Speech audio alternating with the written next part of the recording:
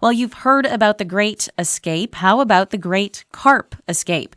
It's a new children's book by Calgary-based author Irish Beth Maddock.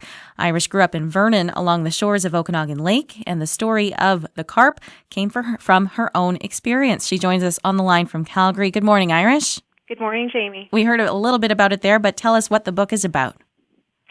Well, my children's book is an inspirational fish tale, if you pardon the pun, based on a true experience I had as a child. Back in the 1980s, my family and I lived on Okanagan Lake, and one spring the lake flooded into a pasture beside our home, and there was a marsh nearby full of carp, and being bottom-dwelling fish, they followed the floodwaters inland. Yet when the lake water receded, a pond developed, and scores of these fat, scaly blue carp became trapped, and then the pond began to dry up. Sorry, go ahead. No, sorry. I was going to say, what inspired you to turn this into a children's story? Well, I find writing very healing, and I constantly get what I think are those 2 o'clock in the morning brilliant downloads from God into my brain, and this story was one of them. So I woke up and wrote it down right away.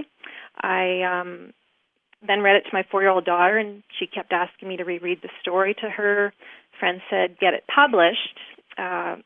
What really motivated me to publish the most, however, was the response I got from my husband after I first read the story to him. He's your typical engineer sort of fellow, somewhat stoic, but his jaw actually dropped after I read the manuscript to him, and it was then I knew for sure that I had something worth sharing. Most children's books have some sort of takeaway, some sort of lesson for children. What's the lesson in your book? Yes. I think parents will find a lot of positive underlying themes in The Great Carp Escape. Personally, I love how the story shows kids that knowledge and experience can bring about understanding and compassion. I also think young readers will come to realize that it's important to respect all of creation, no matter how unattractive it may be. I believe the story influences children really to consider being that voice for those who cannot speak for themselves. This is your first book, right, Irish? Correct. What was it like to finally hold a copy in your hands?